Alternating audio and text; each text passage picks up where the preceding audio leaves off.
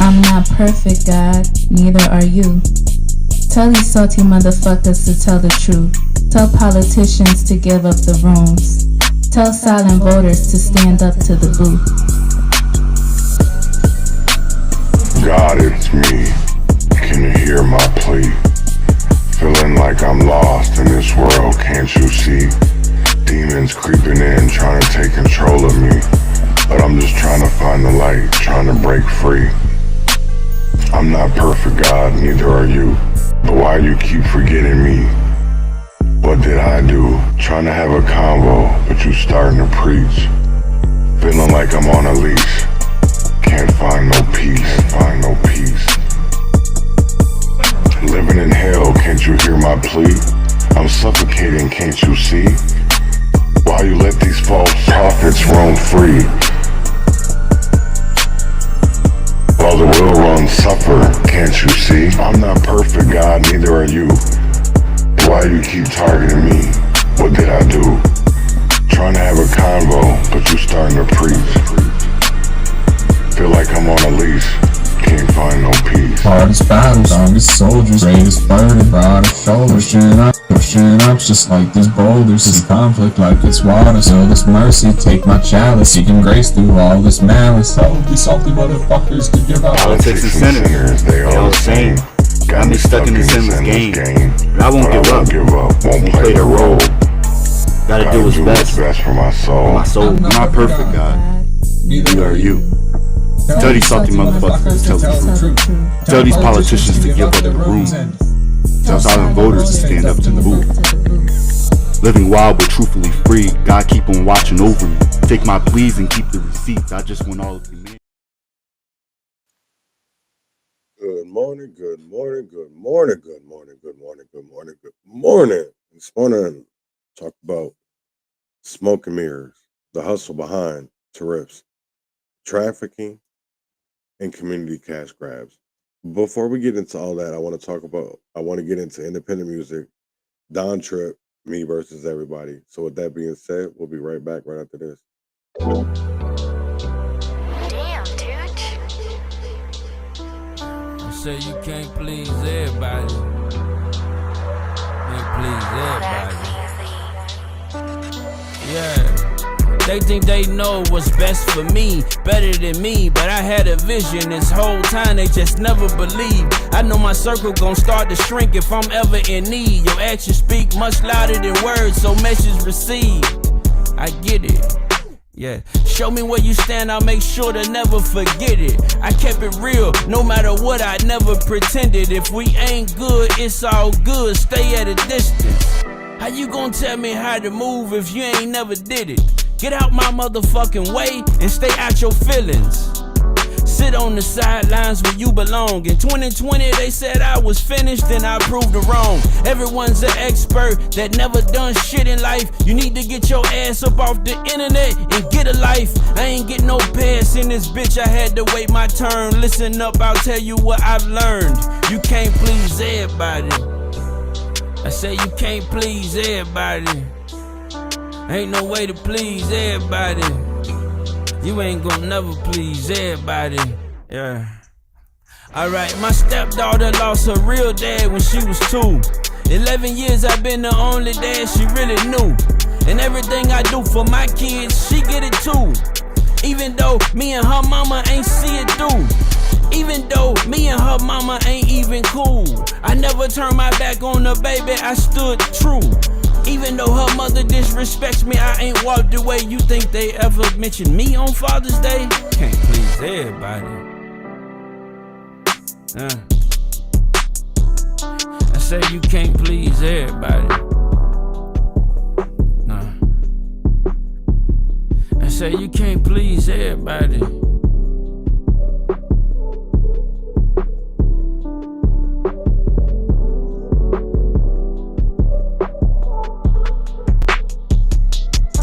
Long live Piff.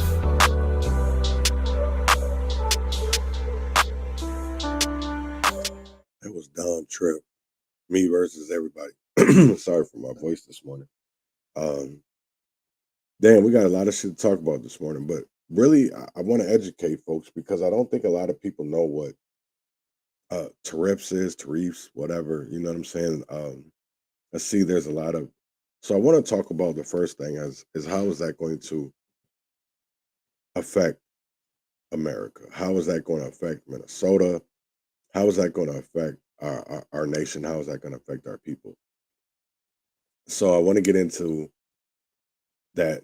So this morning they were talking about how these retaliatory tariffs are going to is concern, right? There's concern, and there's you've seen the stock markets. Maybe you guys haven't, but I think it's honestly time for people to start paying attention.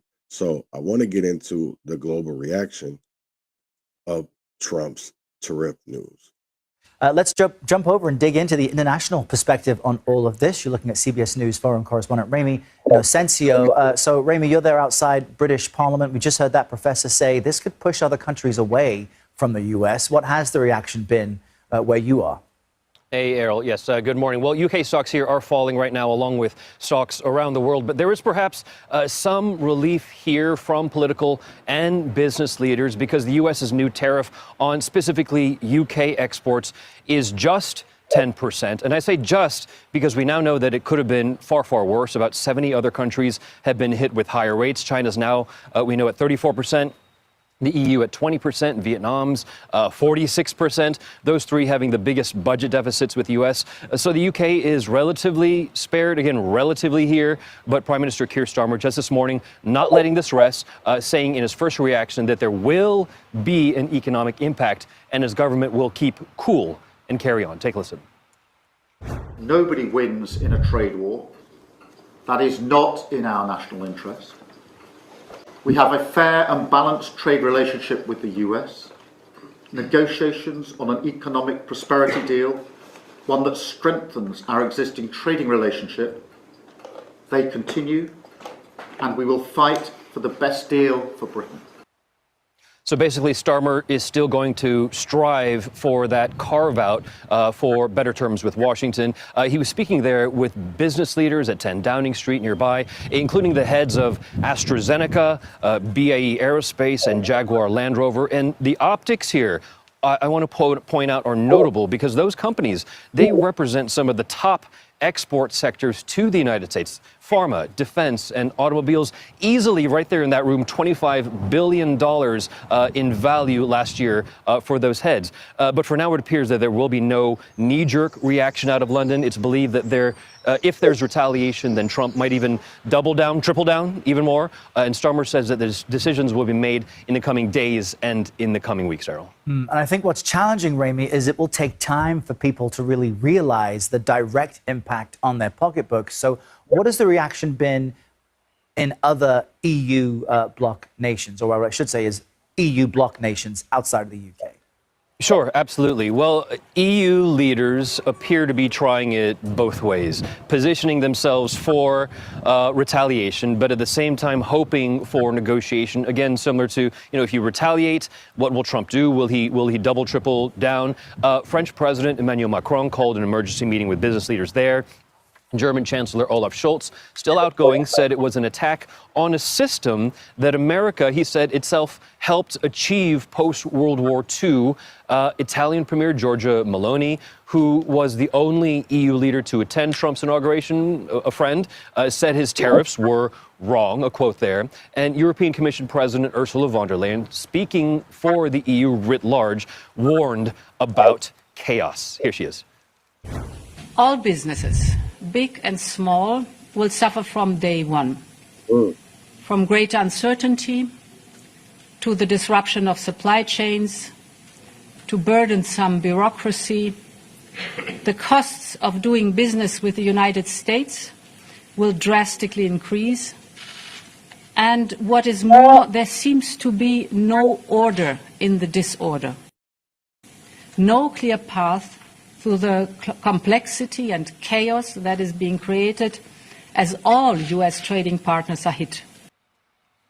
And bringing it home to something everyone can understand, she said that millions of citizens will face higher grocery bills, medication will cost more, and transportation will also rise. Inflation, she says, will go up. And a reminder to everyone, that is not what Trump was elected to do. All right, Ramy, that's crazy because a lot of people aren't talking about how this is going to affect you, how this will affect you, your grocery bill, how this will affect your your rent, your lights, your people are talking about eggs and the great, we couldn't find no toilet paper, but what are we going to do when we are overpriced and we can't buy a lot of these products? Why do you see things like the Dollar Tree is not called the Dollar Tree anymore? Because they lose money at that price, at $1. So that's why you see that's why $1.25 is now going to, I believe it is $1.75 and then $7. So remember how they added the $5 stores in there, and now they put in the $5 will be all the way up to $7. So it's like everything is honestly going down, not going down, it's going up. And when are people going to start paying attention and being like, hey, this does affect me. This does affect my grocery bill. This does affect my lights, my gas. When will people honestly start caring? It's like, what is it, in my eyes, what is it going to take for people to see all of this seriously? So they did a report on how this will affect Minnesota's economy, which we should be paying attention to. I want people to pay attention to this, right? Because at the end of the day, this will affect you on what you're buying, what you are, spending your hard-earned money on, your dollars. So I want people to honestly watch and learn, and honestly, if you have questions, ask, because that's the only way we all get educated and we can get liberated together, is by asking. Well, all eyes will be focused on Wall Street tomorrow morning and the opening bell as U.S. stocks plunged in after-hours trading tonight. The sell-off in response to President Trump's decision to impose sweeping tariffs that could upend the global economy. Dow futures plummeted more than 1,100 points, or 2.7%. S&P 500 futures sank 3.9%.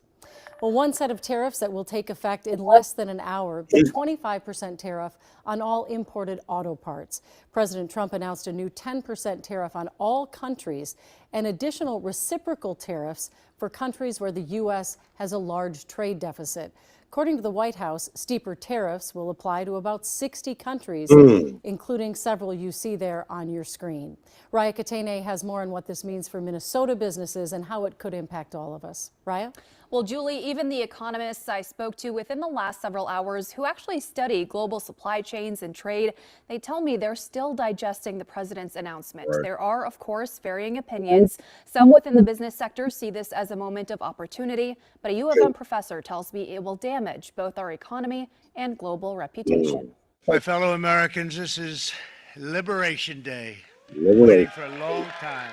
What some see as a day of liberation. April 2nd, 2025 will forever be remembered as the day American industry was reborn. Others say is a day marking the beginning of hardships to come. I see no positive impacts from this policy whatsoever. Dr. Carlisle Ford-Runge is an economics and global trade professor at the University of Minnesota.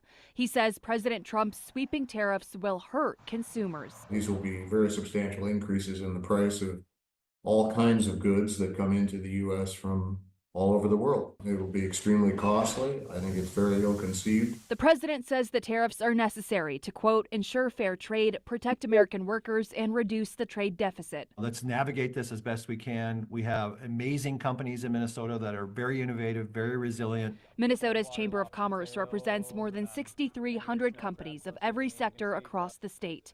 The group's president says businesses are assessing their supply chains and figuring out how to best move forward. Say they need 100 different components to build a product. They'll look at which parts of those are now subject to restrictions, How does that affect their pricing structures? Right. Do they have alternatives to those supply chains? He hopes this will lead to changes on a state level, from quicker permits to taxing structures to support Minnesota businesses. How do we make sure that we take advantage of the moment? No matter how you view this moment and this day, It's our declaration of economic independence. what seems to be certain is the uncertainty that lies ahead.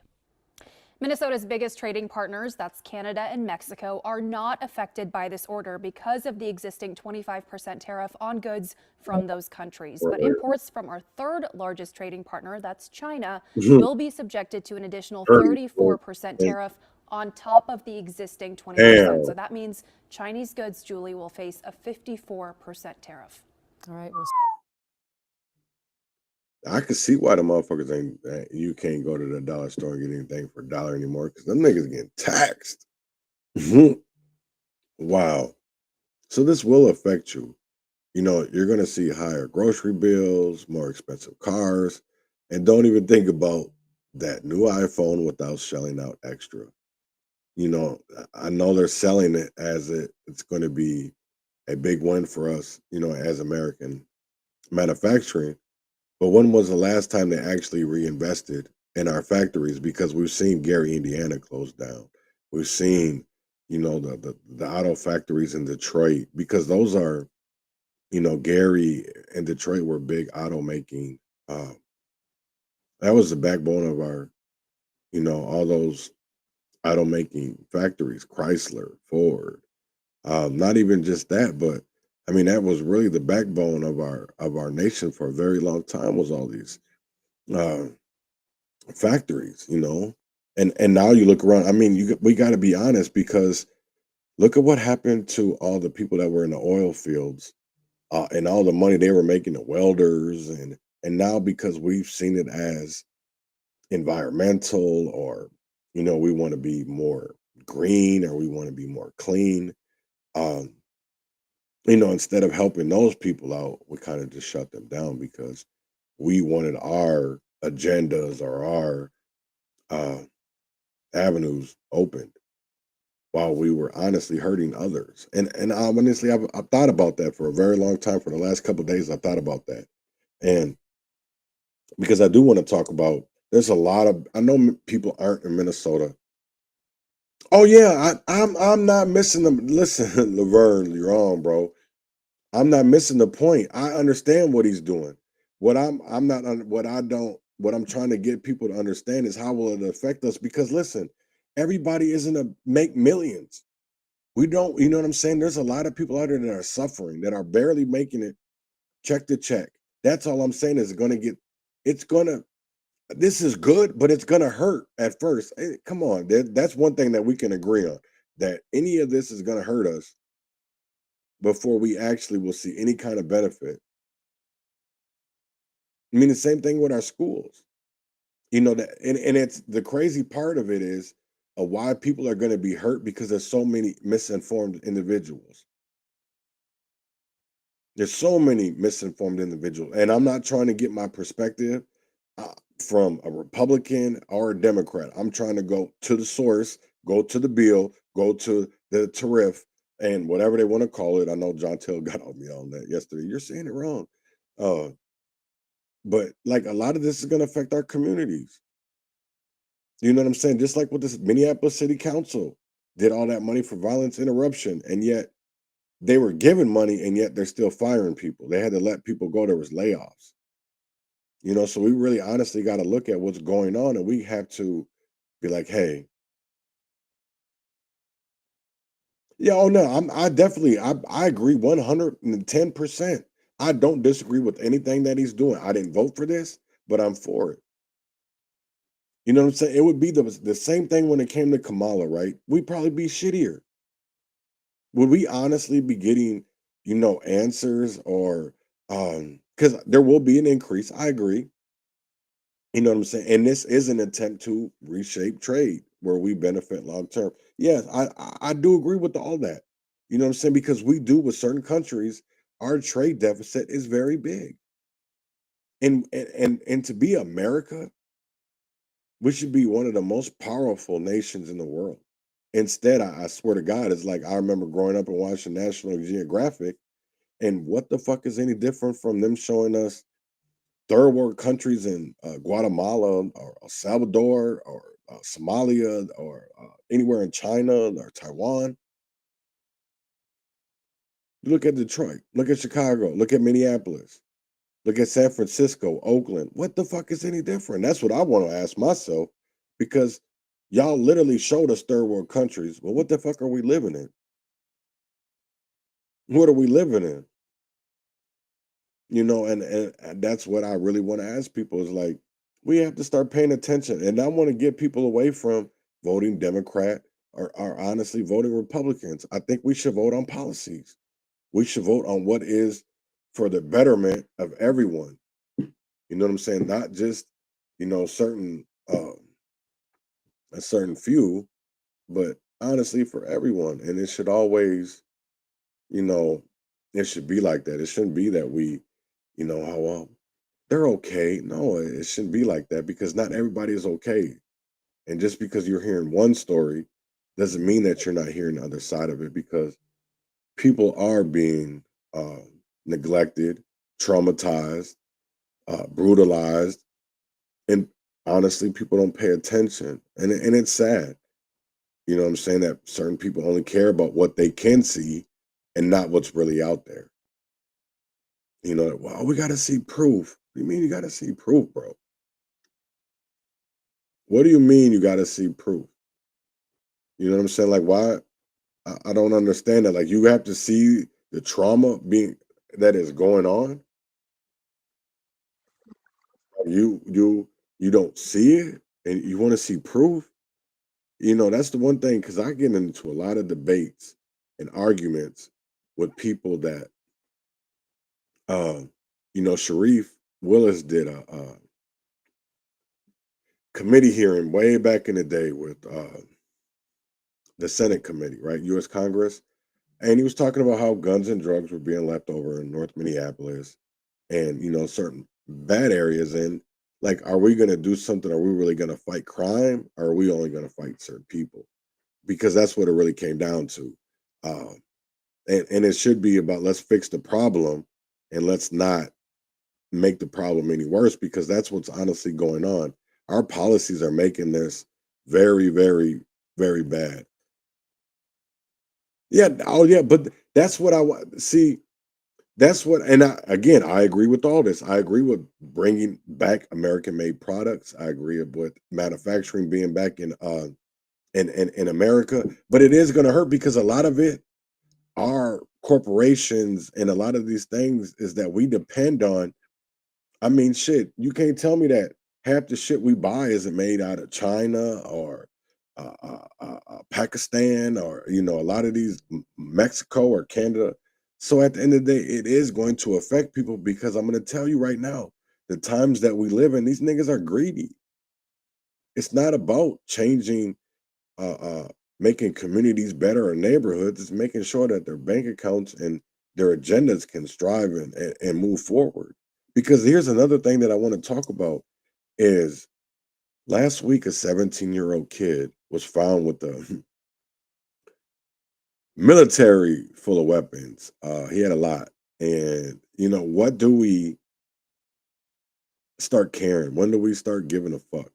You know what I'm saying? When do we start caring about our neighborhood kids? Is because I will tell you like this, that, and this is what bothers me, right? Is because niggas don't want to be in their kids' life. So they just will do, when your kids are doing bad, you won't say nothing because you're scared of them. Well, I wasn't that type of parent. So I got to be out here worried about my kids, because niggas don't want to talk to their kids because they're scared of them or they benefit from them. Well, I want mine to just live. You know what I'm saying? I want them to do the right thing. And then it's crazy as hell when you have kids that their parents just don't give a fuck. And that's what's crazy to me is like, damn, everybody talks about, oh, it starts in the home. Why does it start in the home when these niggas is too dumb to even realize what's going on? They don't even care. You know what I'm saying? So it's like, I don't even get that shit, because there's some parents that really do care, and there's others that just don't. With that being said, I want to get into the Ramsey County team. Ramsey County wants to try a 17-year-old with a dangerous stash of weapons in his bedroom as an adult. This comes as the county moves closer to opening small treatment centers to help teens before they end up in situations like this. Jay Coles first told you about this effort a year ago, and Jay's here now with us to tell us where it stands. Jay. Yeah, Lindsay, it's an ambitious plan to help these kids that's been in the making for 2 years. Ramsey County leaders closed Boys Totem Town, you'll remember, and since then, there's been a significant rise in juvenile crime. And they believe this modified but new approach to juvenile crime will work.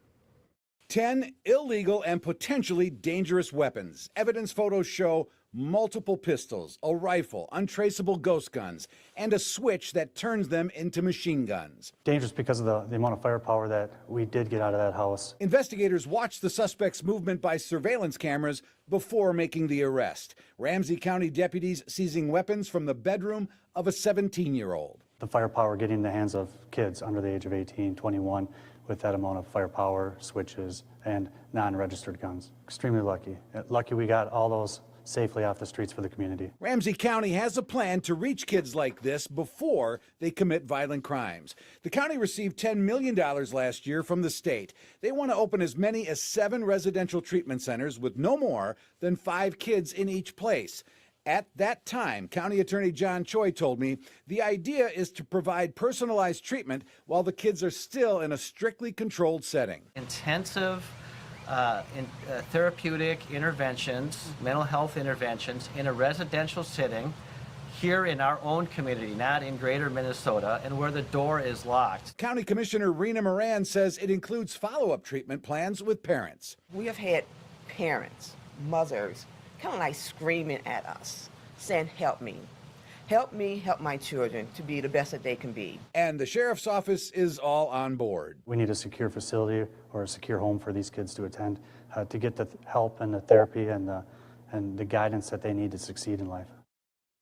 Now, Ramsey County is taking bids right now for contracts to operate those 7 residential treatment homes. And a spokesperson says because it's in the public bidding process under state law, they cannot comment further. I am told the target date is sometime for this summer. Lindsay? All right, relatively soon. Thanks for the I don't even get it, man. We'd be like so satisfied with hearing about, oh, they're working on it. They're working on it. Y'all have paid. This is the thing of it is there's so many buildings that in St. Paul, right? In that area that y'all easily could use that money to open up at least 4 or 5 of them, maybe even all 7. You know what I'm saying? So why not rehab or, redo some of these buildings so that you can hold, but instead you want to go through all, I don't understand that. And it's like, it bothers me is because when will people realize is that they want to go through all these jumps and hoops. They didn't do all that shit to do for fraud, for waste. You know what I'm saying? They found loopholes so that they would be able to scam the community. You know what I'm saying? They found loopholes for all that. And I don't understand that.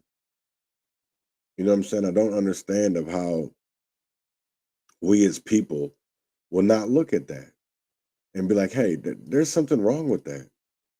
You know what I'm saying? There is something wrong with that because I will tell you like this, and I wanted to talk about this as I was talking about the tariffs, because this is what you need to make in Minnesota to live comfortably. That is the average. So this is the income needed to afford a home by state. And some of these require a lot of fucking money. Who makes that type of money? 240 in DC, Hawaii, 235. California, we knew that was. But I didn't understand, like Massachusetts, that's damn. Colorado. Who actually makes that working at, let's say, the McDonald's on West Broadway, or the Family Dollar, or, Iowa, 70. 87, Wisconsin. 82, North Dakota. Missouri, 74. 73, Arkansas. Louisiana, 77. Alabama, 77. So it's like, how can we afford? Because I'm gonna tell you right now, these prices will end up going up. They'll just keep on going up on people, and nothing will ever be done. And to this day, I will never understand that.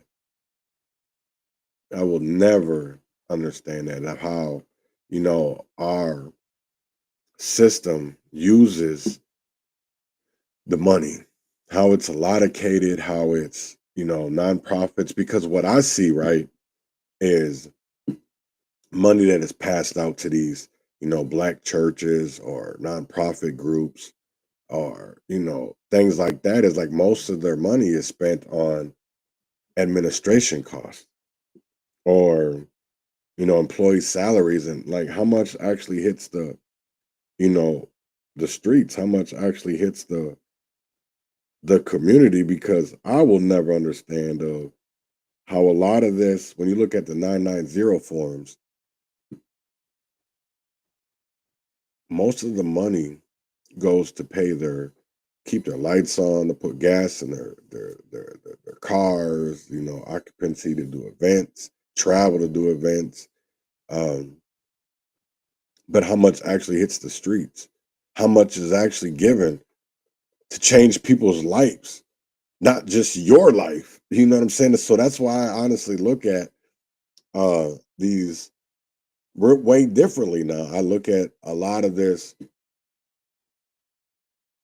being a nonprofit because when you see salaries, and this is what I really wanted to talk about. So I'm this morning, and but I wanted to talk about. Well, I guess that's the same though. So I'll leave that to the end.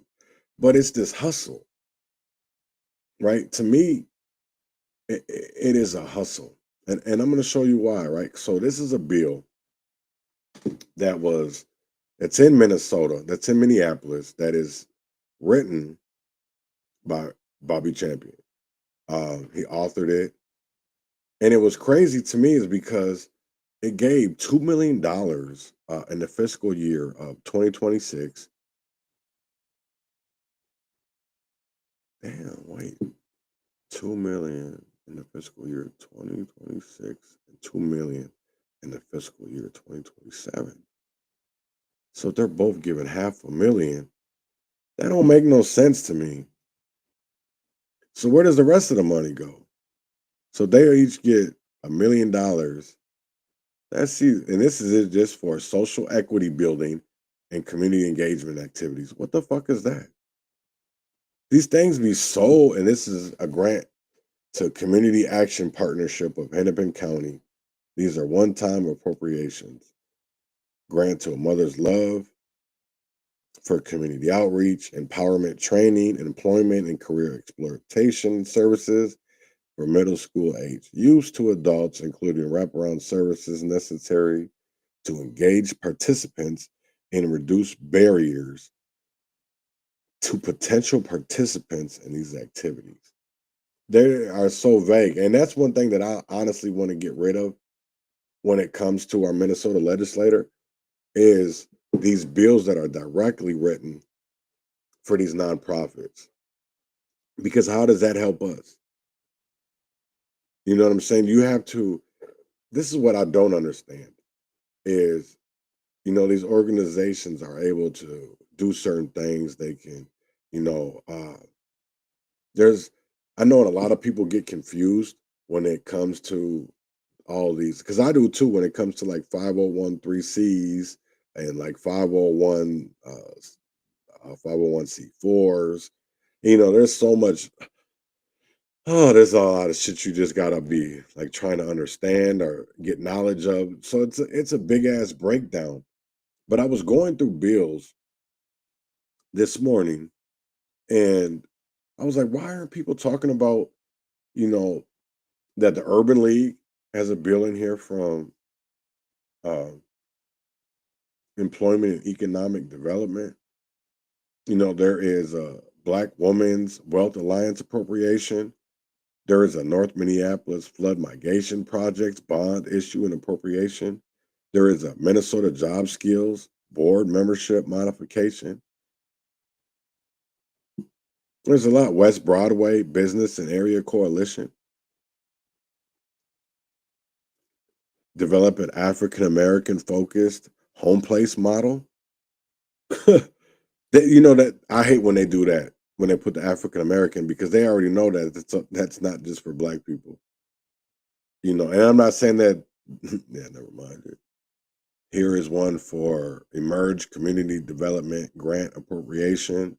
Here goes a biennial budget establishment for Department of Employment and Education Development and Explore Minnesota. Here goes Fraser, Twin Cities Rise. That's Champion in Fraser. Some of these don't have a House member who authored onto it. This one is another one. Youth, Job Skills and Career Development Appropriation, African Economic Development. So you already know that's one. That ain't even for black people, Americans. That is definitely African. Wow. Change starts with community violence. We just talked about that. That's another one. And that's what I'm saying. Like, people have to understand what bills are being placed in front of us. Summit Academy, North Commons, mixtape strategy. Mixtapes. See, some of this shit I don't understand. Man, I should probably look at that bill, and I will later. Phyllis Wheatley, Swank Eatery. So that is to, and this bill actually I found it's funny, is because this was actually to Tito Wilson, who bought the 4th Street Saloon. So that one was really crazy. Mind the Gap. There was a lot out here. This one right here, Human Services, Prudency. It was like, how do y'all actually get anything done? Lundstrom, African American Workforce on Affordable Home Ownership. Capri. It was like, damn, y'all just don't really care about Stair Step. Everybody knows what, maybe y'all don't. But Stair Step, Mad Dads, Miss Beer, Grant. I don't know who the fuck. That's for some kind of, I'm assuming that's for something weird because Wickland got onto that. So I'm gonna be looking at that one too more. But cosmetology requirements, voter registration, business modified for individuals in jail.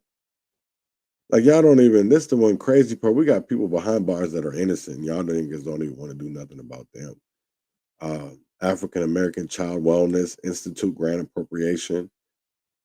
I don't know what the hell that is. That's a grant appropriation.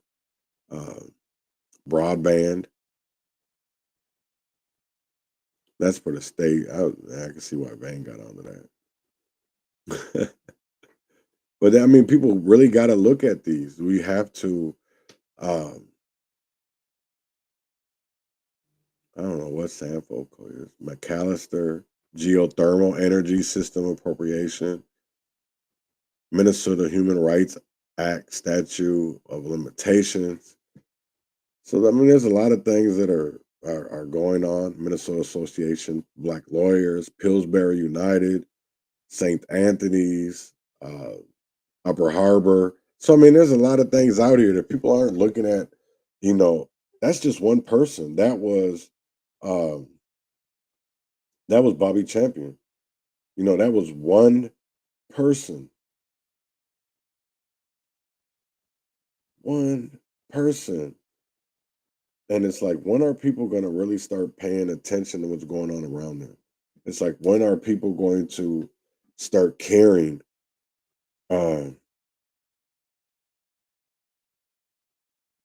To be at the end of the day, I don't think these people really care, right? Because to me, the state is handing out $1 million in grants over the next 2 years to so-called community organizations. But look at who's getting the money. One of these so-called leaders is a fake pastor with gang ties. Yeah, you heard me. This dude ain't out here saving souls. He's hustling the community, collecting checks while the streets get worse. Then the other is an ex-cop, one who killed a black man in 1988 and got kicked off the force for tipping off the vice lords about gang raids and drug raids. And now they got her running outreach programs. You got to be kidding me. They always talk about community engagement and social equity, but what are they really doing? Where does this money actually go? Because last I checked, the hood ain't getting any better. Crime's still up, schools are still failing, and people are still struggling. So what's really happening here? And I agree with that. What is really going on in our communities?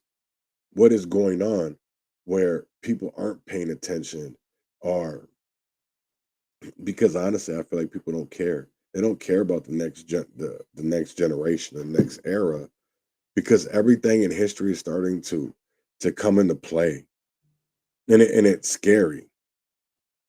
It is scary as hell. Um,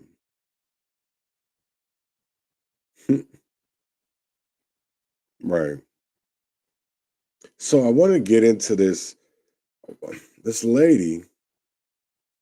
It was Professor Barbara Walters, not the Barbara Walters, but she's a renowned expert on civil wars from around the world. Uh, she's speaking on warns about meeting the key criterias for nations heading towards major political violence. And I wanted to talk about this, and then I really want to get after this. I want to get into about Anton Lazaro. Uh, you know what I'm saying? So let's get into this. I believe it's MSNBC. But this is something that people should watch and you should listen. Talk of civil war used to be the stuff of history class or maybe speculative fiction, but today, scholars of history and political science now openly discuss the possibility of a new American civil war. My next guest, Professor Barbara F. Walter, is an expert on civil wars around the world. She has spent years advising the CIA on the subject. In her work examining the seeds of civil war in distant lands, she started noticing some of those warning signs close to home right here in America, long before most others did. She's been sounding the alarm about the threat since at least 2008, and her message today is that we should not ignore those warning signs, but also that we can take steps to lessen the threat. Now, before she joins us, let's take a minute to dig into her findings. Walter's research looked at which countries were most likely to experience political instability and political violence in the coming years. Her work identified two key factors as highly predictive, and America checks both boxes. The first is anocracy, a term for a weakened democracy that contains elements of autocracy. The second is whether citizens have organized politically around identity as opposed to ideology. That means they make political choices based on factors like race, ethnicity, or religion. Walter's research found that both of these predictive indicators have been rapidly emerging in the United States in recent years. She writes that Donald Trump embraced identity politics explicitly and with gusto. To quote her, she says, "No Republican president in the past 50 years has ever pursued such an openly racist platform or championed white evangelical Americans at the expense of everyone else." That's a quote from Barbara Walter. For a long time, Walter found it difficult to get people to take her warning seriously until January 6, 2021. That is when Americans started paying closer attention. On that day, Trump told his supporters to fight like hell, and they would follow through with armed, sharpened flagpoles and stun guns. Most were white, most were men, Walters writes. January 6th was the grim outcome of one of the most divisive elections in U.S. history, and yet somehow it feels as though an even bigger powder keg has been building ever since. Crucially, Walter urges us to rethink our assumptions about civil war, not just its possibility, but also what such a war might look like. This is disturbing stuff. She warns us that civil wars are not typically started by the groups most people expect, the poorest or the most marginalized. Instead, they are often ignited by groups that were once politically dominant but are now in decline. Today, the U.S. is undergoing major demographic shifts, transitioning from a majority white Christian nation to a majority non-white population that's expected to happen by 2045. This shift means that those who no longer hold a majority of the vote could lose political power. According to Walter, a new American civil war would likely be a war of insurgency fought by militias using guerrilla tactics, including terrorism. those groups would avoid engaging.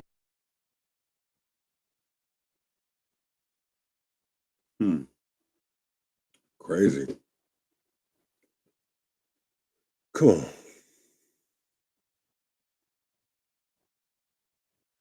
Oh, wow. It's windy. Directly with the military, instead targeting civilians, black churches, synagogues, federal judges they deem hostile. America, she warns, cannot afford to keep putting off this possibility. A subset of the country's population has long enjoyed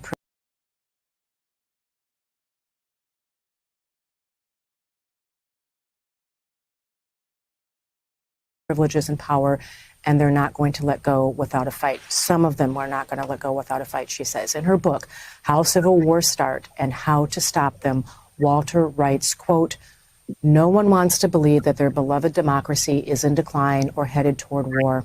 The decay is often so incremental that people often fail to notice or understand it, even as they are experiencing it." If you were an analyst in a foreign country looking at events in America the same way you'd look at events in Ukraine or the Ivory Coast or Venezuela, you would go down a checklist assessing each of the conditions that make civil war likely. And what you would find is that the United States, a democracy founded more than 2 centuries ago, has entered very dangerous territory. The United States is an anocracy for the first time in more than 200 years.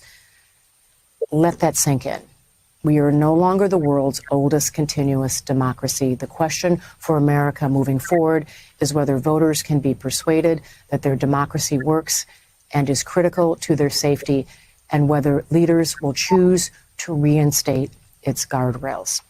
That is a quote from Barbara Walter, who joins me now. Barbara F. Walter is a professor of international affairs at the University of California, San Diego. She's the author of the book, How Civil Wars Start and How to Stop Them. I want to talk to you about both those things, how they start, but really specifically how to stop them, because we don't want to see this happen in this country. Your book was published in 2022. How have you observed how things have changed in America since then? Are you still as worried as you were when you wrote those words that we quoted?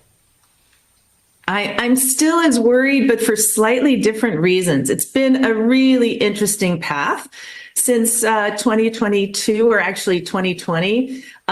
When I wrote that quote about America no longer being the longest continuous democracy, when we entered the anocracy zone, that was after Trump's first term. That was at the end. It was right after the 2020 election, when for the first time in American history, a sitting president refused to accept the results of an election and was actively trying to overturn them. That put America in the anocracy zone.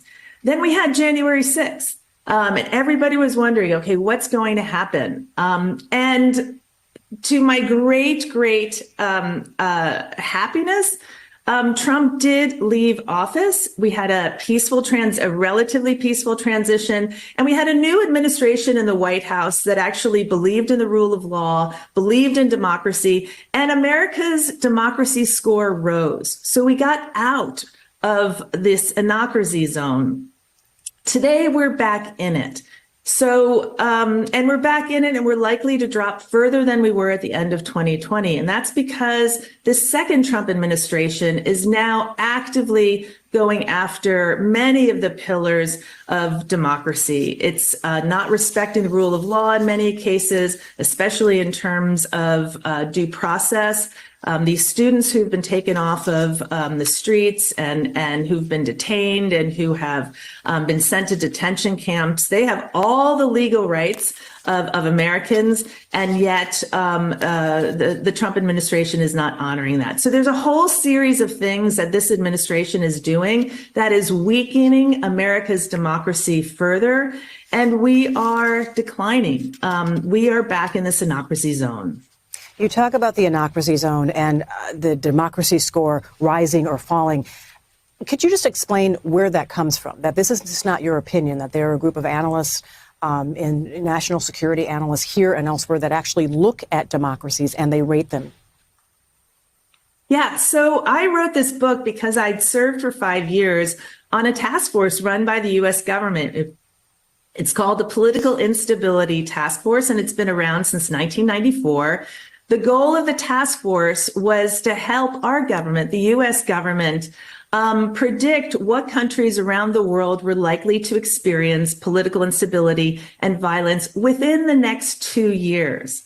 So the task force was comprised of two types of people. Half of them were experts on conflict and violence like myself. We were scholars and academics, and half were data analysts. And when the data analysts put together their predictive model, they asked the experts to give them every possible factor, every hunch we might have about factors that might lead a country on the path to civil war. And we gave them things like whether a country was poor, whether it had lots of immigrants, whether it was ethnically and religiously mixed, everything that we possibly thought could matter. And there were 38 factors. And as you mentioned earlier, when the analysts came back with their model, they said only 2 were highly predictive. And we, the experts, were very surprised. They were not the 2 factors we thought would be important. We thought it would be important if you had a population that was really angry at the government because it was really poor, or if you had groups that were heavily discriminated against. Those would be the people who would organize and rebel. And it turns out they're not. They're not. It turns out, go ahead. Well, I was just going to say, it turns out that America was, to your surprise, had these predictive indicators. And people listening to this might be thinking, this can't possibly happen here. But one of the things that you've seen in your studies time after time, when it does happen in other countries, that people weren't expecting it. So yes, God forbid that something like this ever happens here. So what can we do to prevent something like this from happening? And you've noted that social media has accelerated the conditions in the United States. So what role does social media play, and what can be done to bring this sort of predictive possibility to tamp that down? So we'll be looking at a brighter future. Michelle, I used to think and this is still true, the simplest and easy way to tamp this down, to reduce the risk of political violence here in this country, would be to regulate social media. It's such an accelerant in terms of accelerating Americans' distrust of democracy, therefore leading to the demise of democracy. It sows division within our country. It promotes sort of hate and anger. It gets people feeling as if they're threatened all the time, which makes them distrustful of each other. I no longer think that's the path forward. And that's because the 5 biggest tech companies in the world, all of which are in the United States, have resisted any sort of regulation in any way. They're not even willing to enforce their own content rules. So we're not going to get reform on social media anytime soon. I increasingly believe that the way forward has to come from the bottom up, that American citizens have to want and love and defend their democracy on their own. One of the things we also know from decades of really great scholarship is that protest and peaceful resistance works. Think about the civil rights movement. I mean, I think if you'd asked anybody, would African Americans, especially in the South, will they ever get full and equal rights of American citizens? Most people would have said no. But through patience and peaceful resistance and just pushing forward, they made enormous gains. And white Americans are going to have to do that today in order to save their democracy. So I think it has to be peaceful protest. And then the second thing, and we're seeing this now in real time, don't voluntarily comply with orders that are illegal. Don't help Donald Trump implement his agenda. Allow the rule of law to allow the process to work. Don't preemptively comply.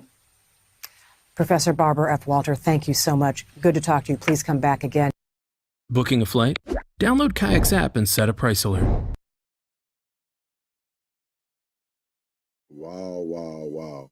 You know what I'm saying? And in my eyes, people should be paying attention to that. People should be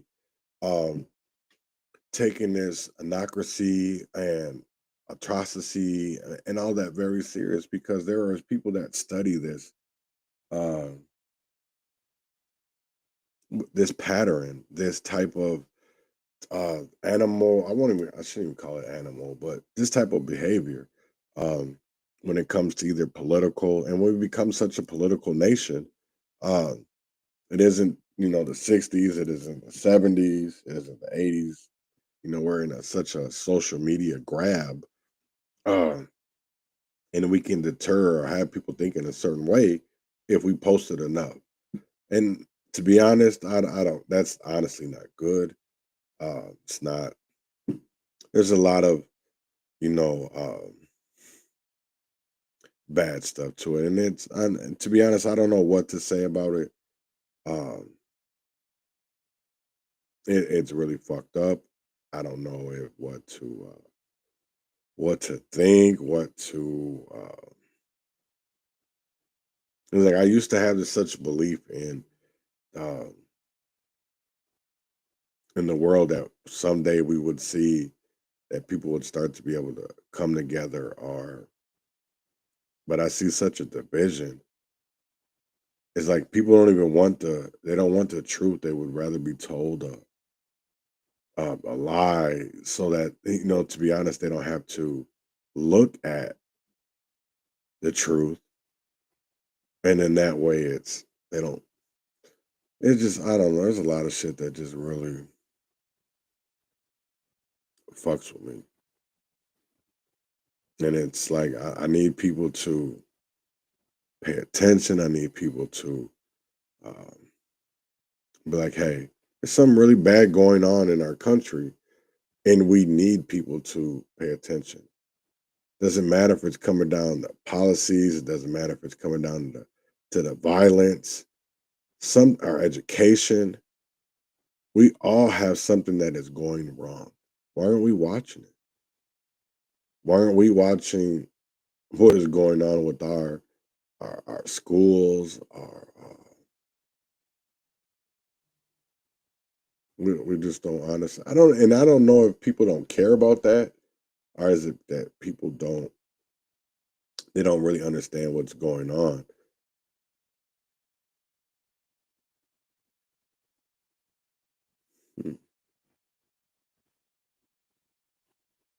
But I did saw they hold on, because this is about, if people don't remember Justin Timberlake, he was a MPD officer that was hired and then was fired. But so here is that he sued MPD over defamation. A former Minneapolis officer's lawsuit against the city and its police chief is in the hands of the state appeals court. Tyler Timberlake was ousted from MPD 6 months after he was hired in 2023. It came after video spread of Timberlake kneeling and using a stun gun on an unarmed man while working for his previous police department in Virginia. Timberlake sued, claiming the Minneapolis police chief was fully aware of that incident when he was hired, but fired him months later anyway. Renee Cooper has the latest from court. On Wednesday, attorneys for Chief Brian O'Hara in the city took a second swing at trying to get that case dismissed. A district court judge denied a similar motion last summer, and they're trying to reverse that. Does he want it? Body camera video captured in Virginia in 2020 shows Tyler Timberlake tasing, kneeling on, and striking an unarmed man. He's ultimately acquitted of assault charges, and 3 years later, MPD hires him. Then, the video hits Twin Cities airwaves. I was aware of the hire, but not of the video. That response by Chief Brian O'Hara to journalists is central in this defamation lawsuit filed by Timberlake in December 2023, alleging the chief made public false statements about what he knew and when. Nearly a year and a half later, Chief O'Hara did not defame Tyler Timberlake. Attorney for the chief, Vicky Ruby, making her first on-camera remarks. Ruby would not take questions, but in court, please rise. She argued it doesn't matter what the chief said to the press because his speech is protected by so-called absolute privilege. That is a doctrine that exists so that the public receives information and that they have the right to know. so that they can be informed. What the city and Chief O'Hara want to do is cut off all litigation. They basically say that the chief should get this monumental piece of power, which is absolute privilege. That means absolute immunity. The application of the absolute privilege is cabined to limited circumstances. And the question that has been raised by your esteemed colleague is, what motivated these statements? Were they policy level statements? Were they directed by someone? Those are some of the questions that judges here at the Court of Appeals will be weighing when deciding whether to dismiss the case or let it move forward in district court. That ruling is expected sometime in the next 3 months. Now, if he ultimately wins, Timberlake is seeking monetary damages from the city. In St. Paul, Renee Cooper, 5 Eyewitness News. You'll be back. To be honest, that's the crazy part, Reverend. I will tell you right now is that I ask a lot of individuals, how can you live in Minneapolis and not know the stories? How can you have not heard the allegations? I know a lot of people look at that shit funny when you talk about history, but it's there. And a lot of that shit we never got answers for. So the same thing that happened with, his name wasn't Justin, it was Tyler, Timberlake. Unless you really, to be honest, I didn't know about Tyler's case until Michelle Gross told me, because I wasn't looking at, I didn't even know the case. You know what I'm saying? Until Michelle Gross told me. So I gotta say I was baffled. You know what I'm saying? So it's not like it was, I can't say that maybe he knew, maybe he didn't. I don't fucking know what he knew. Because to be honest, Minneapolis likes narratives. We don't like the truth. Just like when it came down to Jerry McAfee. That's what I wanted to talk about before I go on to Anton Lazaro is, I think I put that in the bookmarks. Like, they literally had a whole letter addressed to Bobby Champion, but from Charlie Adams, but it came to the church. And I still don't understand that. Of how can you, that's the one part I will never understand about Minneapolis. We have so many individuals out here that say they want to do good, right? But how isn't this a conflict of interest? Because in my eyes, and just like you seen a reporter said, is that, so the letter was addressed to the senator, but sent to the church, right? So it's addressed to City of Minneapolis, City of Lakes. You see the police department, Brian O'Hara. So it's MPD paperwork. You know what I'm saying? They put their little moniker on there. But it's to New Salem, Inc. in 21 Days of Peace. 2507 Bryant Avenue North. Dear Senator Bobby Champion, I hope this letter finds you in good spirits. I am writing to express my administration for the important work that 21 of dope, because that's what it is, dope, in North Minneapolis. The challenges faced by our neighborhoods, including crime, violence, and drug addiction, are significantly and deeply concerning. New Salem Inc.'s organization. This is one thing I want to say about Charlie Adams, right?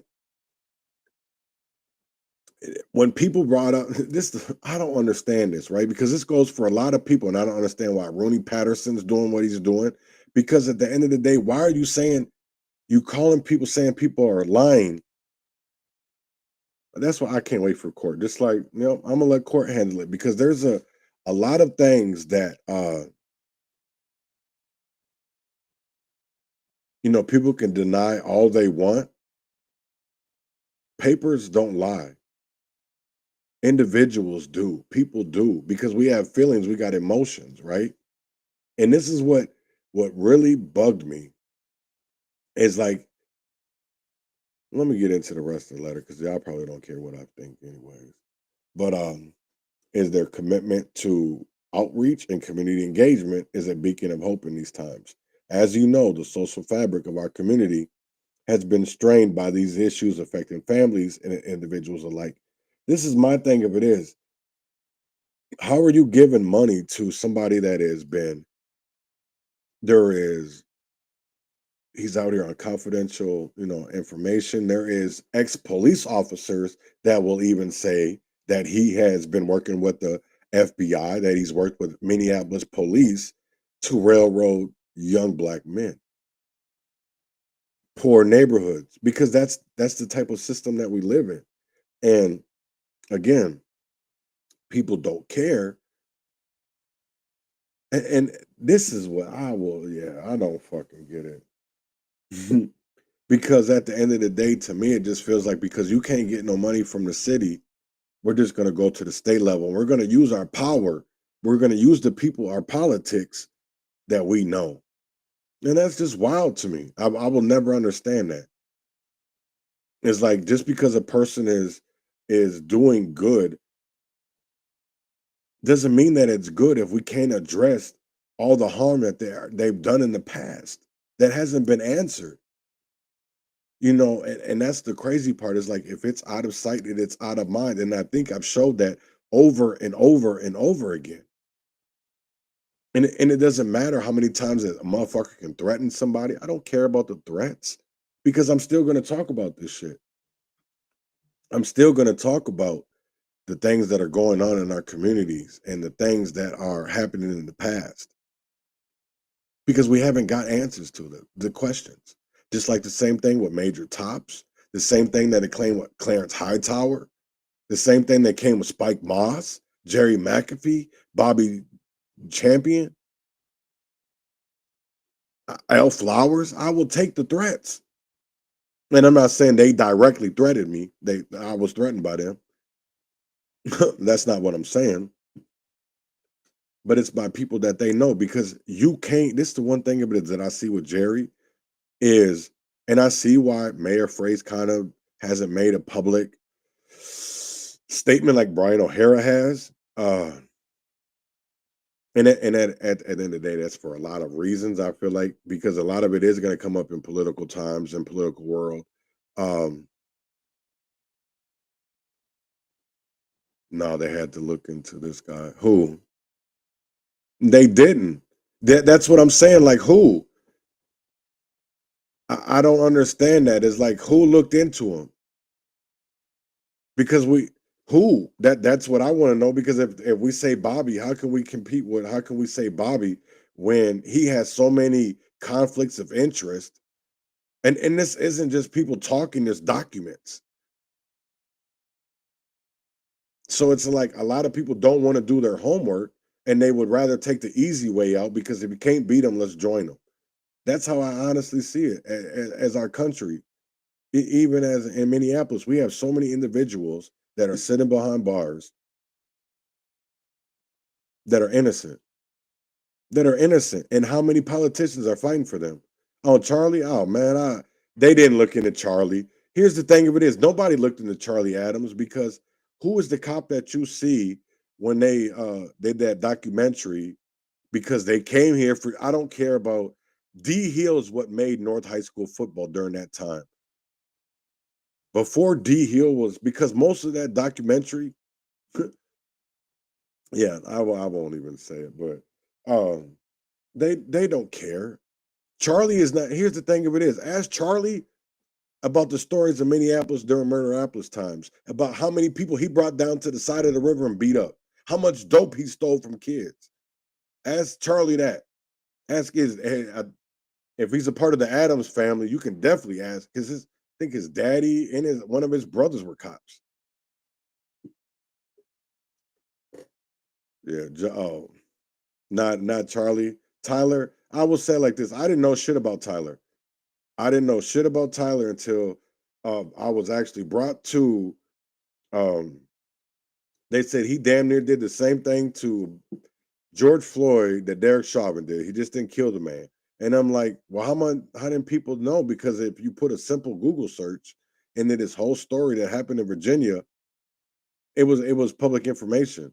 It wasn't like I don't know how Brian I found out. Yeah, Tyler Timberlake is suing MPD for defamation because of some interviews, I guess, that O'Hara said he didn't know. And that's why. So he's suing. Charlie Ben sued the city. That was a long time ago when they found letters. There was discrimination in the Minneapolis Police Department, and they sued because of some racial letters that there was left all over police cars of black officers. Again, that's documentation. That's not just a rumor. And we really need to look at, that's the one thing that bothers me is that everybody wants to say they're independent, they're self-made. But I'll tell you like this: when you look at these board members that sit on these nonprofits, I would tell you like this: these people are cuckoo. They're nuts. Because I want to show you something, right? So I posted this yesterday, I believe it was. It was about not police, nonprofits. So this board, I don't even get it, man. And it's like you had all these people make all this money. So the top 10 members of the Minneapolis Foundation, right? This is their salaries. You have R.T. Ryback, who's the former Minneapolis mayor, right? He makes over $500,000. You have Christopher Beach, $300,000. Greg Wenz, $250,000. William Sternberg, $275,000. Joanne Stately, $230,000. Then you have Patrice Relford, $230,000. Colleen Hayes, $200,000. Milfa Blamo, $240,000. Michelle Benson, $252,000. Right? Oh wait, no, that wouldn't be that. No, it'd be 232,000. And then Shonda Baker. That's what people never. Yeah, never mind it. Because people be stupid as hell. Because this is the crazy thing of like you have media, you have their top 10 board members who sit on their board made a total of $2,779,000. So for a total, they all average out, if you leave out the big higher salaries, it all averages out to all 10 of them, $277,000. A state money. Maybe federal, USAID, Department of Education. Nobody, and that's the one crazy part, is nobody wants to ever discuss. Because here goes to, if people didn't know, there was a lady, she just quit the other day at Second Harvest Heartland. It was a feeding program, right? But if you look at the grants that they got, and then you look at the board members from some of these corporations, and it's like, damn, that's insane. You know what I'm saying? Because Minneapolis Foundation gave them over $5 million to feed people. The same thing with St. Paul and Minnesota Foundation, the Dorsey and Whitney Foundation, Greater Twin Cities United, Hunger Solutions. That right there is all $1 million grants. Grants. And we have to start looking at what these grants are written for. That's what I don't understand is like, are people just that dumb? Or is it that people don't understand what's going on? Because I would rather take it that people don't understand what is going on than to just be like, hey, I don't care. I would rather hear it say, I don't understand it. And I don't have time to learn what is going on than just say, it's not happening and it's not going on, because that's not the case. That's not obviously what's going on, because there is a lot of waste. And I will say that because you have, and I corrected it, and thank you, Robert, for saying this yesterday, is that when I said over 2,100 nonprofit leaders in Minnesota, that was just from the U of M that make more than Governor Tim Walz does.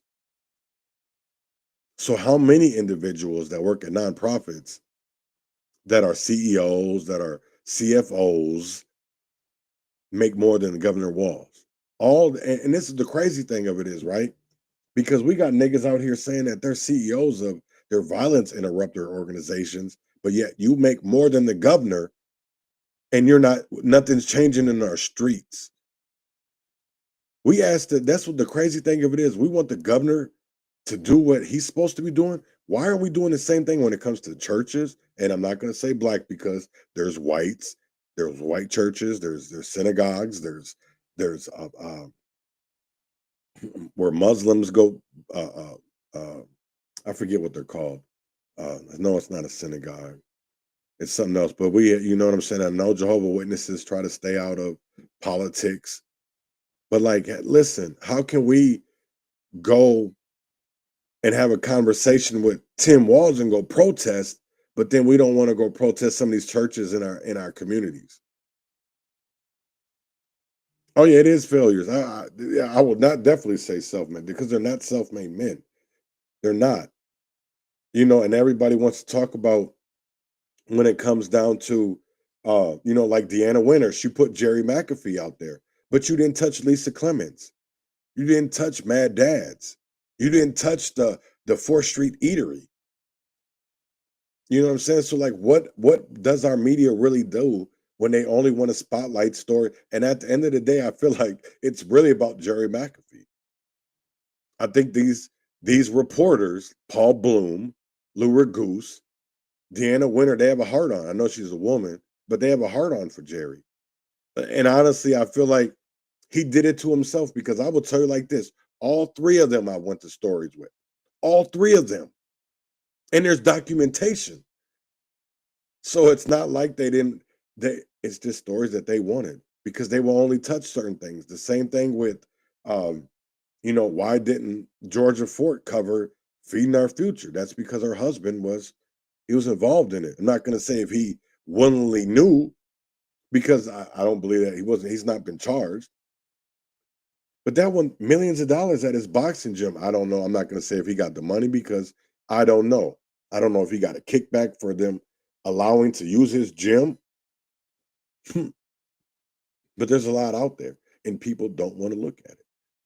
They don't want to read the 990 forms. They don't want to look at the, you know, I know a lot of people want to say, oh, you're just watching people's pockets. No, I'm not. No, I'm not.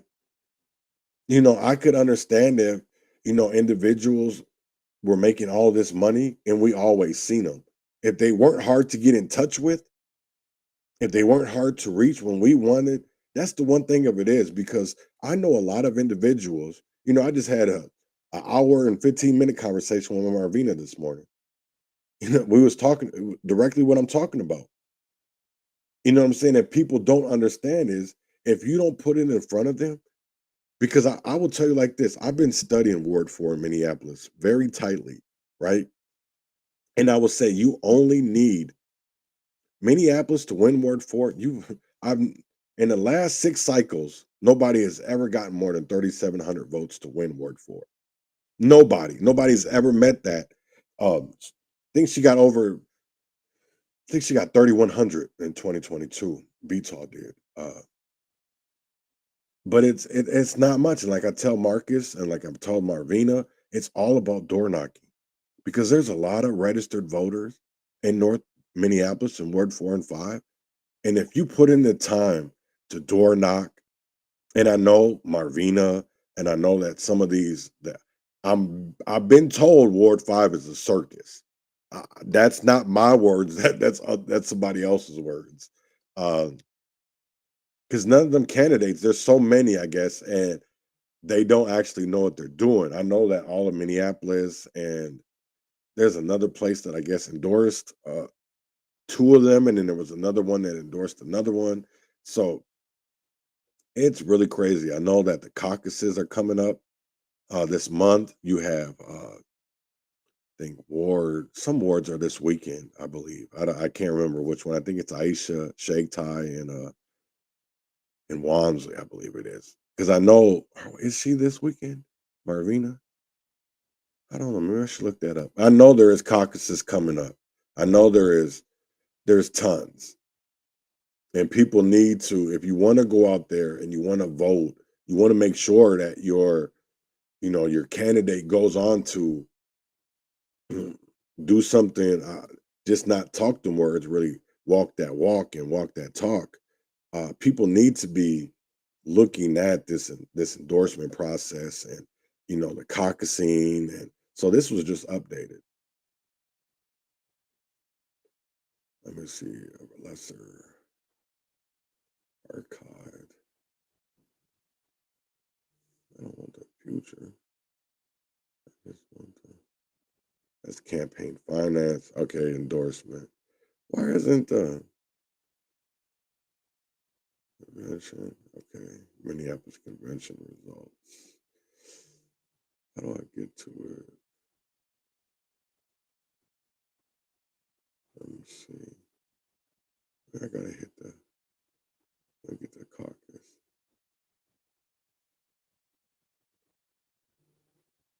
I don't want. Why can't I look in it? Maybe I gotta do something else. But if you know, I'll look it up and I'll talk about it tomorrow. But I believe that it's the next couple weekends that caucusing is going on for wards for all 13 wards in Minneapolis, I believe, are this month. Oh yeah, thanks, Robert. Right. A lot of people don't want to look at the bigger picture and don't want to see that this was designed, and it was designed on purpose. Because I'll tell you right now, there's a lot of shit that you didn't see Ron Edwards. You don't see other black men like, and these are some of them are NFL superstars like Jim Marshall or Oscar Reed. You don't see a lot about individuals like that, but you do see about uh, this because there was a recipe for becoming a community leader. This was 2003, Sunday, October 19th. The barbershop.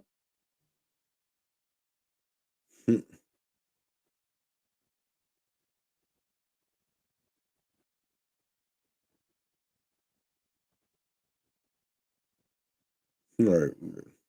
This is crazy as hell.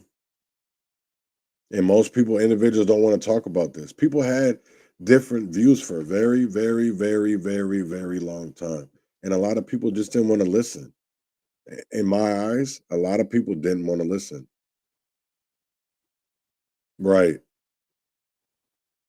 No, man, he really been on this shit. Here goes another one Robert was talking about. He said, this is Walter Funky Ass Hudson. After spending significant time talking to people on the street and engaging with groups doing good work in North Minneapolis, my sense of the nonprofit world is that it's a bit like the Wild West. A lot of the little guys trying to do right, undercut by big corrupt bad actors. Cool. Please look into the following bills. I will be adding post about them below a little later. How many millions going where? Minneapolis Safe Streets, Young People Task Force, Unity Community Mediation Team. See, that's a lot of things that they didn't want to talk about, right? A Mother's Love, 21 Days of Peace, New Salem Inc., Community Action Partnership of Hennepin County.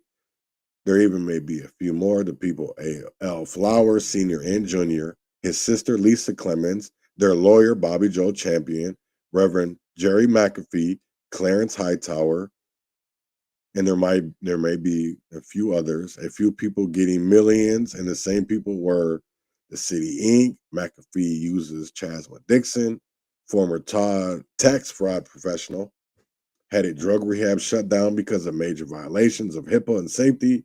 Flowers' family ran his mom's church under the names assumed. Great Mount Nebo Missionary Baptist Church, Clarence Hightower never registered. New Bethel Missionary Baptist Church, who had been the fiscal agent for the CSI problem with Champion and Hayden, GOP never checked. Turning Point, Hayden's dad, still gets money from them. Community action. So it's like, that's the way, if people don't see that this shit is designed or that these people are all in it together, y'all are stupid. And to be honest, right. They don't care what side, just like, right. I don't care what side you are on. If you are fighting this system, I'm probably down. And the corruption all the way around. Oh, I know you are, Robert. That's why, I fuck with you. There's some people that I really fuck with. Marvina, Marcus, Robert. And this new guy, I love Rob Miller. I know some people dislike him or whatever, but I would tell you like this. I didn't know people been in our inboxes uh, about keep going, even though that we see the things that are on social media like Facebook. Or I will tell you like this. Yes, I have people come into my inbox talking about they don't like the shit that I'm doing, but I also have people in my inbox telling me to go stronger, to keep are praying for me. You know what I'm saying? So it's not just, because oh, you're going at Jerry McAfee or you're going at Clarence Hightower. Listen, if people came into my inbox and were like, nah, bro, you're wrong. But it's not like that.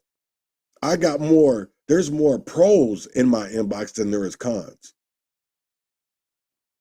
There's more pros than there is cons. So I'm gonna leave it at that. And I really honestly believe we need to collaborate with people that aren't a part of the problem. That's why I won't work with certain people. I won't, because I will tell you like this. I don't know how many times that I've gone to people that know Don Allen and asked him for a conversation. And it can be off the books. It doesn't have to be. And I'm gonna tell you like this. There's been people that I've talked to that are really close to Don that probably talk to him on a damn near daily basis, and this man will not talk. So it's like if we can't get, at this point I feel like I gotta make niggas talk. That's how I feel like, because the only way that people will talk is that pressure. You have to make niggas talk. They're not gonna do it voluntarily because you're never gonna bite the hand that feeds you, right? And that's why when it came down to Anton Lazaro, nobody wants to talk about that, right? So Hotel Ivy, they have a very, very, very, very dark secret, right? So another lawsuit came out, and another individual said that Hotel Ivy's clients are their workers. They knew what was going on because they seen it. But instead of going to people and asking for help or what should we do, that's not what they did. See, they sat there and shut up and looked the other way. And we definitely need to say something about that, and we need to nip it in the bud. So here you go about Anton Lazaro. Yes.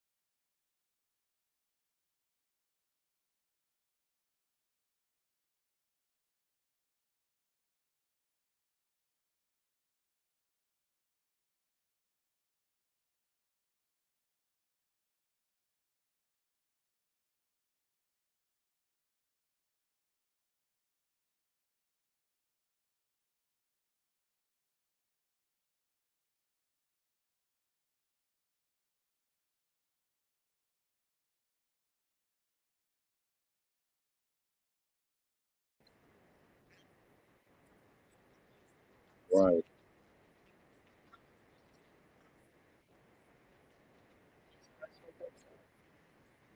Similar lawsuit. So they're saying that Hotel Ivy knew. They're saying that Hotel Ivy was a part of it, because they honestly took money to be quiet, right? So now this one right here is sickening because a second victim has come forward suing the former owner and management company of Hotel Ivy for allegedly playing a role in a sex trafficking operation that preyed on young teenage girls. This whole thing ended with the conviction of Anton Tony Lazaro, a so-called political operative who used his connections and money to run a disgusting scheme. But let's be real, Lazaro wasn't operating alone. The real question is, who else knew? Who else let this slide? You think a high-end hotel in the middle of downtown didn't see what was happening? You think politicians, cops... Oh, what do you mean the sound? You didn't hear it? You think politicians, cops, and other elites weren't involved? The system protects its own, and only when they get caught that they start pretending they care. We gotta ask. What we gotta ask is, right? Oh yeah, I agree, because and here's the thing of it is that you can read on election campaigns that Lazaro donated, but a lot of these people never donated the money back. They never gave it back. They never gave the money back. They never gave the money back. And that's what's wild. It's really crazy. It's really like, what do you mean you never gave the money back? Right. The same thing, with Lacey Johnson. He was connected, Lazaro was connected to a lot of uppers in the Republican Party. He had his claws on Tom Emmer. And we've already heard that that's the biggest Republican in the state of Minnesota. That's the number 3 Republican in the United States of America. So why wouldn't these people want to protect what they have? You know what I'm saying? Just because Lazaro went down doesn't mean that they want to go down. And I'm going to keep on saying that. And it's wild to me. It's like people don't really care. And it's like, why? Why don't you care about... that's I won't never understand it. Like, what do people care about? Do you care about our kids, or do you care more about fame and clout? Because people say, oh, that's just a conspiracy theory. No, it's not. Like, I don't understand it. Like, why we don't take people serious. Why we don't take people serious when they, and I believe we could have stopped a lot of the things that are going on in our communities. I believe if we heard, and like I told somebody this morning too, you know what I'm saying, on Facebook, if we literally believe the people that back in the 80s and 90s that came out, that were talking about these stories, that were talking about things that were going on in their communities, I honestly believe that we wouldn't be here. I'm going to be honest. We would not be here. You know what I'm saying? We wouldn't. Because I believe more people would have been taken seriously and not as a game. And that's what's sad to me is like what we had to go through and what we still have to go through, because I see people suffering. I see different impacted families. I see different wives, kids, all they want is accountability and justice for their families, for their loved ones. It didn't matter if it was their dad, doesn't matter if it's their cousin. That's all they wanted. That's all they wanted. And I will never understand it. Is like, why don't we care? Because we would rather gang up on a Marvina, or, you know what I'm saying? Why doesn't anybody talk about... Here's the crazy thing to me, right? This is what I don't understand, is you have the news media going after certain, news stories with, First 48 and Edgar Barrentos, but we definitely can't talk about some of these other people, because it's only at the end of the day, it's us. It's not the news. Oh, my bad. No, you good. But like, that's what it is. Like, it's the same people. They don't care about us. You know what I'm saying? I really started to lose hope, and people were going to start doing good. And to be honest, that's not the way that it is, because people don't want to do good. They don't see the whole community, they only see what they want to see. And some people only see a fantasy. Some people don't see the truths that are going on in the streets. This is my thing of it is I ask people this every day, right? As leaders have moved out of the community. They govern that community, but they don't live in that neighborhood. And I really want people to honestly see that. It's like, where do these so-called community leaders live? None of it are in North Minneapolis. None of them were in North Minneapolis. None of them. They've all moved on to greener pastures. So how can we believe in people that have no concept of what is happening in our community? Because we talk about it, but how many people go and get and seek the answers? Because we do everything when it comes to housing these people, feeding these people. But honestly, we don't fight for these people because we're friends with their oppressors. It doesn't matter if it's homeless, doesn't matter if it's gang violence, drugs, churches. We all want to be friends with these people instead of actually getting to answers. So with that being said, man, I hope everybody has a great day. It's Thursday. I hope Truth Hurts comes on earlier. Comes on at 1 p.m. So please, I don't know what they're going to be talking about. I know there were some things going on in the Republican Party. They'll probably be discussing what happened at the state capitol when it came down to the 10 Commandments thing. So just know that we talked about smoke and mirrors, the hustle behind tariffs, trafficking, and community crash grabs. So with that being said, man, I want y'all to have a great day. Have a great Thursday. Win or fail, freedom or jail, heaven or hell. Wish me well. And here you go with Rollo talking to myself. See y'all tomorrow. Fuck everybody, nigga. Fuck them. I speak for everybody that got crossed out, blackballed, fucked over. All that. I speak. Make it just a family. Make it just a family. Make it just a family. I know you're gonna come through love. Make it just a family. Feel like you did for Abraham. Make it just a family. Oh yeah, baby. I need you. Make it just a family. Ain't no pressure on Kenny money. I'ma still post off. I'ma ride with the paper route till the wheels fall off. They can diss me, he can diss me. I don't really give a fuck. I done cut off every nigga that I thought set me up. Life's great, but I miss Sway and I miss him a bit great. Never clickbait. It was love, get this shit straight. Still love over this way. Never dish on the mid-take. I was beefing with Bootsy. Still told him happy birthday. Still praying for a coat day. Hoping he'll have to go away. I don't wanna sit in Norway. Paint his name on the roadway. Long live dog, long live trouble, long live Nipsey Hussle. Young Scooters to my brother. I never say fuck em. I never go against the ones that really put me on, motherfucker. Never pillow talk to a bitch. Cut me off and I'm still rich. Now nigga, I'm real rich. Man, I'm talking about real rich. Who the fuck Rollo told on? Make this shit make real sense. Let me go ahead and vent.